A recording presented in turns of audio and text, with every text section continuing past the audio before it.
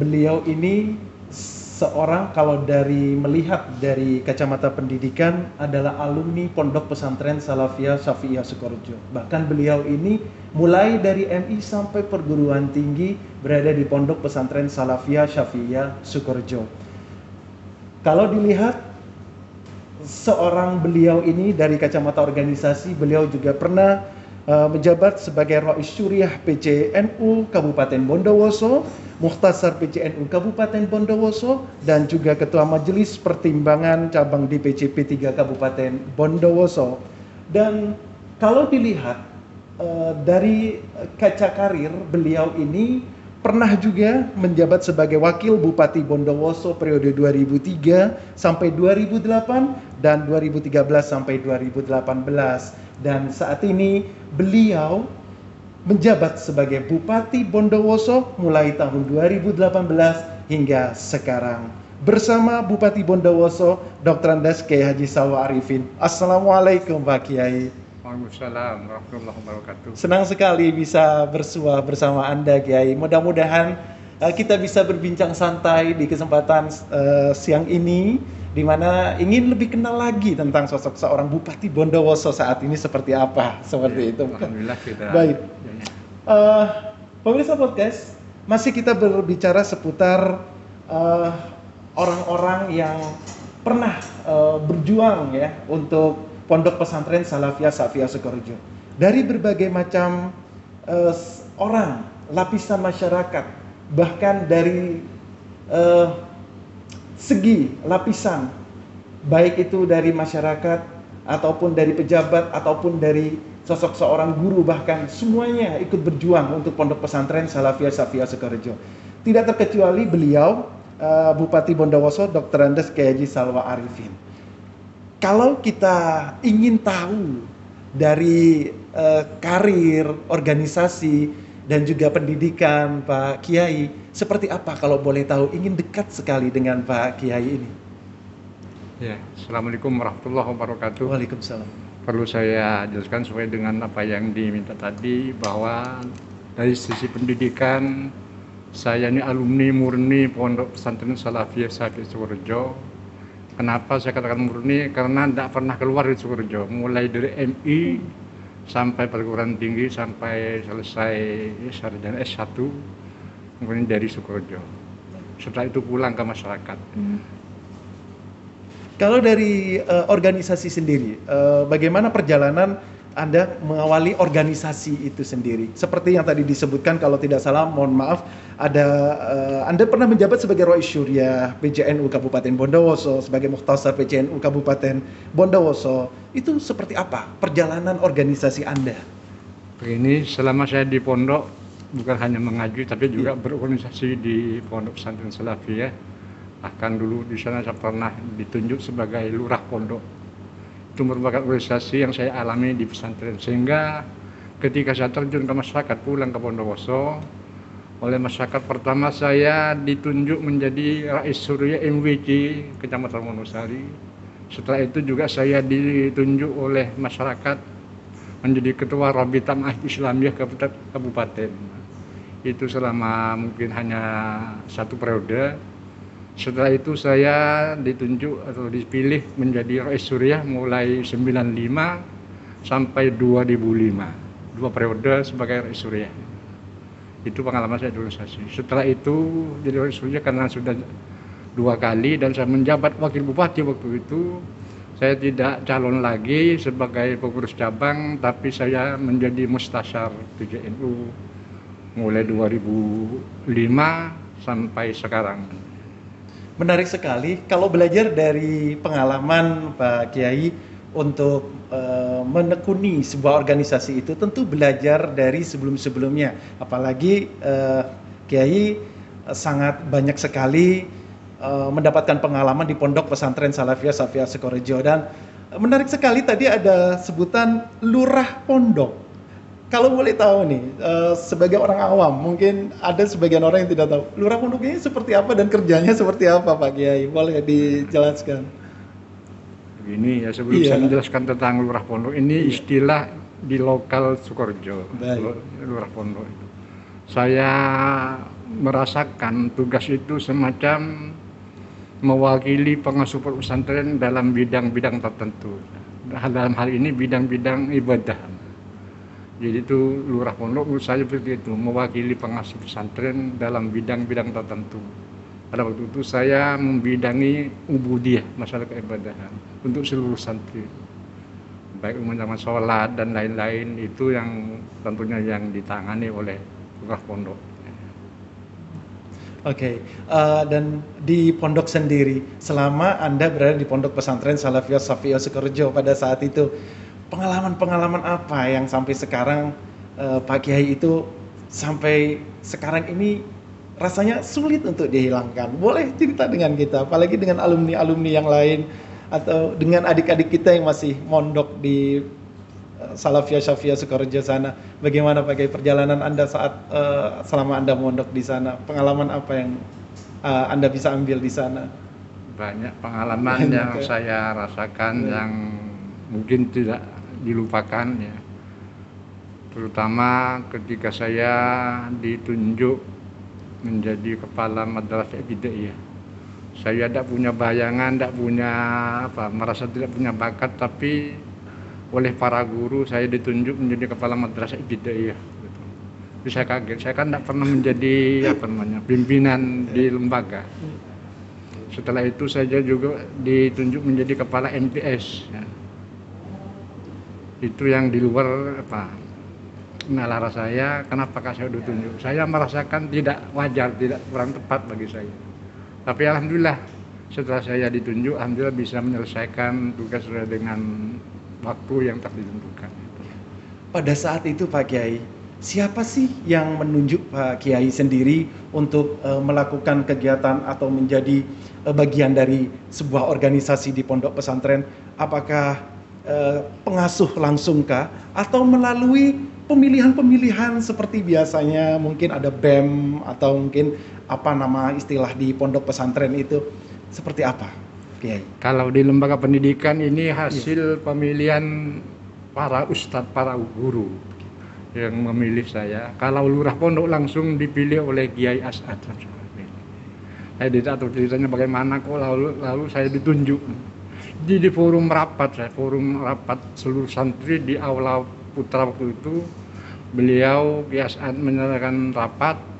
Di tengah pidato beliau langsung menunjuk saya menjadi lurah pondok.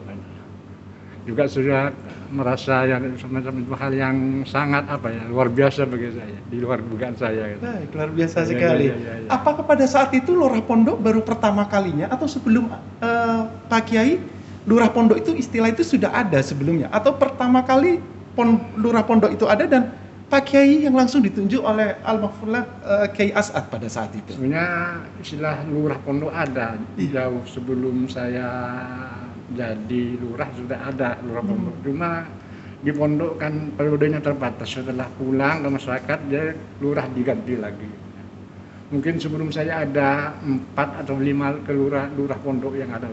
Cuma mereka sudah pulang ke masyarakat. Nah, setiap mereka pulang ke masyarakat mesti gantinya ditunjuk oleh kiai.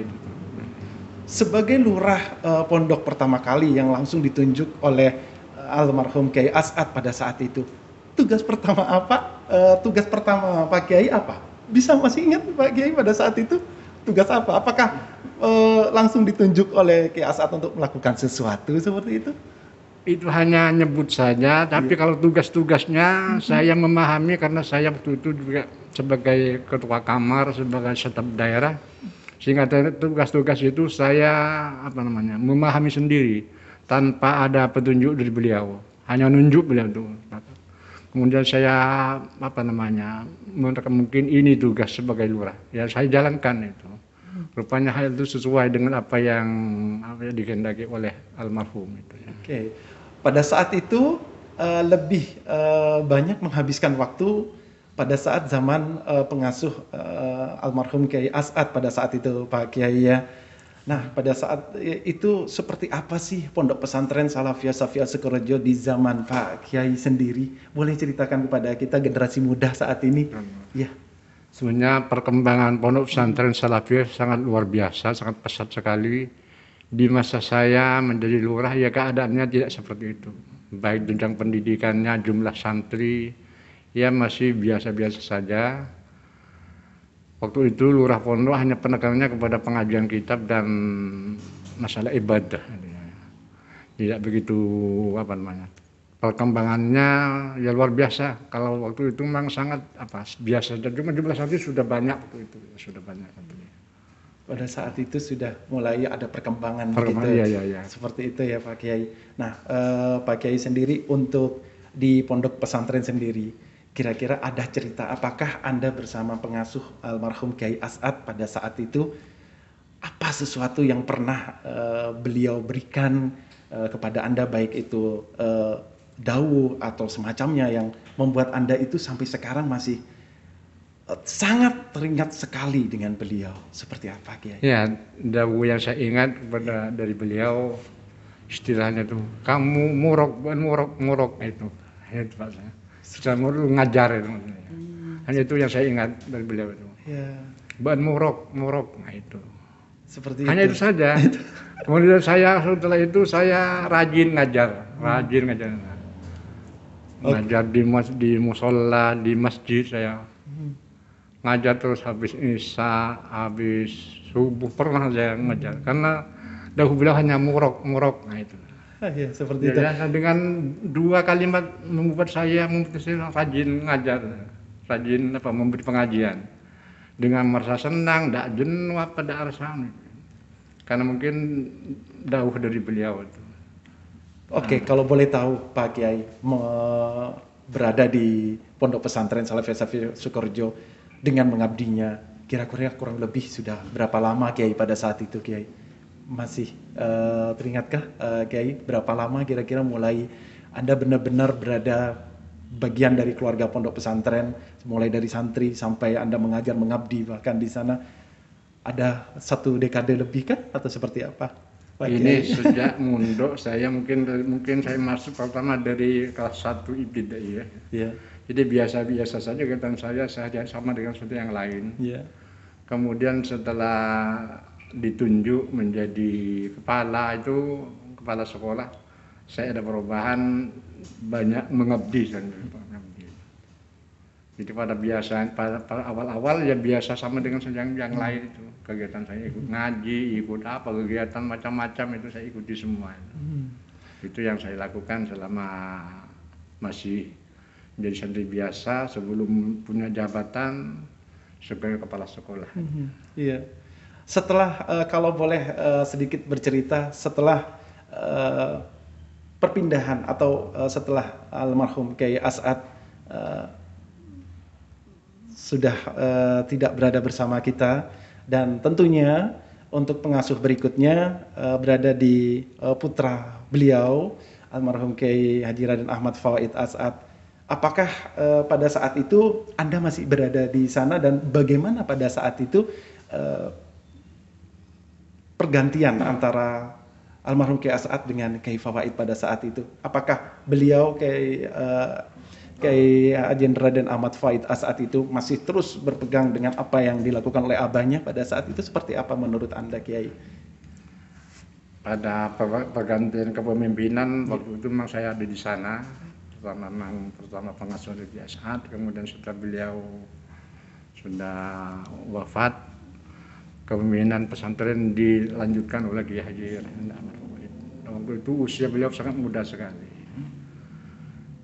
dan beliau yang saya tahu untuk memberi semacam arahan kepada beliau itu secara tindakan, bukan ungkapan. Seperti contoh ketika Kiai Fawaid diundang masyarakat, terutama di rumah saya untuk mendirikan madrasah. Itu peresmiannya, pengundian pita diserahkan sama Kiai Fawaid sama Kiai As'ad.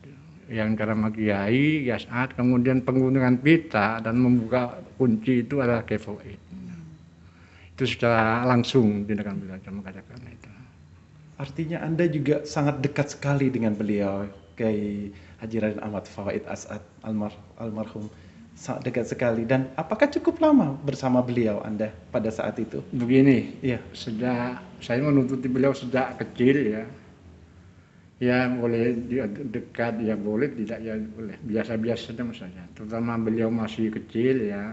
Ya bisa saja dikatakan juga dekat di masa kecil beliau. Mungkin sekitar umur 8 tahun usia beliau pernah agak dekat dengan saya itu. Beliau itu.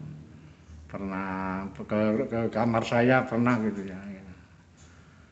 Kemudian setelah itu perjalanan beliau saya tidak tahu setelah ya beliau wafat langsung beliau ini yang ditunjuk sebagai pengganti Kiai As'ad Syamsul Arifin. Nah, sepengetahuan saya beliau adalah memang hampir sama karakternya dengan Kiai As'ad Syamsul Arifin. Semangatnya, ya. Kiai ini orang semangat dan disiplin itu, yang saya tahu itu. Iya. Selama Anda di Pondok Pesantren Salafiyah Safiyah Sukorejo, apakah pernah ada kenangan dari pengasuh almarhum Kiai As'ad pada zaman itu? Karena Anda pada saat itu lebih banyak menghabiskan waktu pendidikan Anda di saat pengasuh almarhum Kiai As'ad pada saat itu, betul ya Pak Kiai? Mungkin ada kenangan-kenangan apa yang bisa Anda sampai saat ini Anda simpan? Pernahkah beliau itu memberikan sesuatu kepada Anda? Masih ingatkah Anda pada saat itu sampai sekarang? Tidak ada, tidak pernah memberikan sesuatu, kecuali mungkin hanya berupa amalan wirid saja. Amalan wirid saja. Okay. Yang saya ingat itu beliau itu, tapi secara umum bukan hanya saya. Diperintahkan para ustadz waktu itu, para guru dan ketua kamar membaca ya Fathah ya Razak untuk mendapatkan ilmu gitu ya. Kemudian beliau pernah agak menyarankan kepada para guru calon pimpinan ini banyak baca sholat badar. Makanya waktu itu saya langsung ngamalkan itu sholat badar itu, salatu wassalamullah itu. Itu beliau kalau menyatakan kalau pimpinan harus baca ini, itu saja. Dan sampai sekarang ini Anda selalu mengingatnya ya, selalu mengamalkannya bahkan sampai Insya Allah. Insya Allah. Cuma agak lama kalau itu ya bilang selama di pondok saya ngamalkan karena perintah beliau. Ini pimpinan baca ini kalau pimpinan. Ya baik. Itu pemberian yang berupa namanya ijazah, berupa bacaan. Kalau yang lain-lain tidak ada. Baik. Terakhir Pak Kiai, sekaligus ini tentang Pondok Pesantren Salafiyah Safiyah Sukorejo yang tentu kita tahu sudah 1 abad lebih sudah usianya, dan tentu Anda juga bagian penting pada saat itu ya, apalagi Anda sangat dari awal ya sangat mengenyam pendidikan di sana dan lama sekali itu. Dari kacamata Pak Kiai sendiri, seperti apakah Pondok Pesantren Salafiyah Safiyah Sukorejo itu untuk kedepannya, harapannya seperti apa? Silakan Pak Kiai. Jadi dulu almarhum Kiai As'ad pernah dawuh bahwa Sukorejo ini akan menjadi sumbernya ilmu. Itu Pak yang saya dengar. Dan kenyataan dengan perjalanannya Pondok Pesantren, pesatnya pembangunan di sana dan juga pendidikan sudah menjadi kenyataan bagi saya.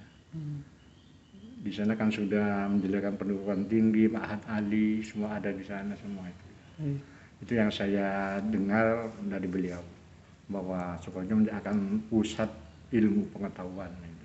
Dengan perkembangan yang sekarang ini, apakah Pak Kiai sudah mengetahui seperti apa Pondok Pesantren Salafiyah Safiyah Sukorejo saat ini dan pada saat masa lalu?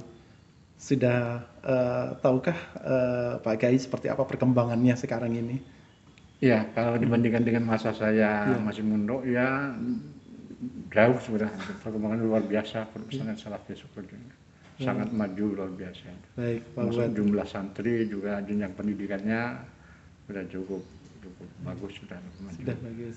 Baik, harapan untuk alumni sekaligus santri yang saat ini sedang aktif di Pondok Pesantren Salafiyah Safiyah Sukorejo, dari sosok seorang Anda Pak Kiai, seperti apakah Anda memberikan harapan penuh kepada kami, mereka sebagai Iksas, sebagai alumni dan juga Pak santri aktif? Silahkan Pak Kiai. Ini saya mengharap kepada teman-teman santri yang masih aktif di Pondok Pesantren Salafiyah Safiyah ini, pertama datang ke pondok adalah hanya ingin mencari ilmu. ingin mendapat ilmu dan dapat ridho dari Allah Subhanahu wa taala. Dan banyak mengabdi kepada pesantren. Di samping belajar, rajin mencari ilmu, juga banyak mengabdi kepada pesantren. Saya kira itu niat yang mungkin perlu ditanam pertama kali, yaitu niatan untuk mendapat ridho Allah Subhanahu wa taala dan murni mencari ilmu. Tidak mencari yang lain-lain seperti semacam sertifikat, itu ijazah atau pekerjaan. Tapi yang saya rasakan seperti itu, sejak dulu tidak pernah terbesit dalam hati saya mau apa, enggak, pokoknya ngaji, ngabdi itu saja itu. Itu yang saya antarkan selama saya ngaji itu.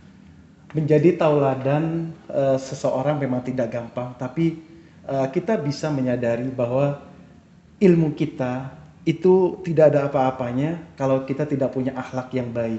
Akhlak harus lebih diutamakan, apalagi pada zaman-zaman sekarang ini yang mana akhlak sudah mulai kendor. Tapi insya Allah sebagai bangsa Indonesia terutama kita, apalagi kita dikelilingi oleh banyak pesantren, banyak ulama yang insya Allah bisa mengikat itu semua dan menyadari kita kembali tentang bagaimana cara kita untuk berperilaku akhlak dengan baik.